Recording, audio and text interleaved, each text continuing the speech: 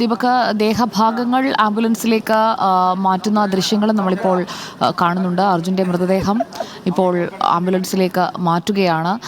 ഈ ട്രക്ക് ഇപ്പോൾ തിരിഞ്ഞു കിടക്കുന്ന അവസ്ഥയിലാണ്. അതായത് ടയറുകൾ മുകളിലോട്ടായി നിൽക്കുന്ന രീതിയിലാണ് കരയിലേക്ക് കയറ്റിയിട്ടിരിക്കുന്നത്. ക്യാബിൻ ഭാഗത്ത് ഒരു പരിശോധന കൂടി നടത്തുന്നുണ്ടോ? ദേഹഭാഗങ്ങൾ എന്തെങ്കിലും ക്യാബിനിലുണ്ടോ എന്ന് അറിയുന്നതിന്, നമ്മളങ്ങനെ പറയുന്നത് നമുക്ക് തന്നെ വിഷമമുണ്ടാക്കുന്ന കാര്യമാണെങ്കിൽ പോലും ഇപ്പോൾ അർജുൻ്റെ മൃതദേഹം ആംബുലൻസിലേക്ക് മാറ്റിയിരിക്കുന്നു. ദീപക്,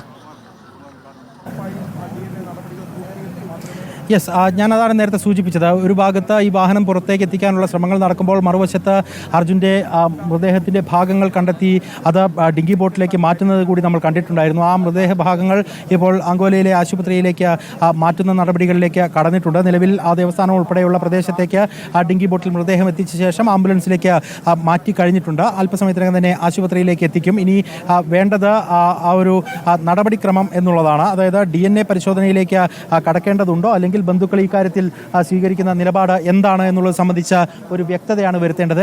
ഇനിയിപ്പോൾ പെട്ടെന്ന് ഈ കാര്യത്തിൽ ഒരു വ്യക്തത വരുത്തുമോ, അവർക്ക് ഏതെങ്കിലും തരത്തിൽ സൂചനകൾ ലഭിച്ചിട്ടുണ്ടോ, അർജുനുമായി ബന്ധപ്പെട്ടുകൊണ്ട് ഇനി DNA പരിശോധനയുടെ ആവശ്യമുണ്ടോ, അങ്ങനെയെങ്കിൽ മൃതദേഹം വിട്ടുകിട്ടുന്ന കാര്യത്തിൽ എന്തായിരിക്കും സ്വീകരിക്കുന്ന നിലപാടുകൾ തുടങ്ങിയ കാര്യങ്ങളിലൊക്കെ ബന്ധുക്കൾ സ്വീകരിക്കുന്ന നിലപാട് വളരെ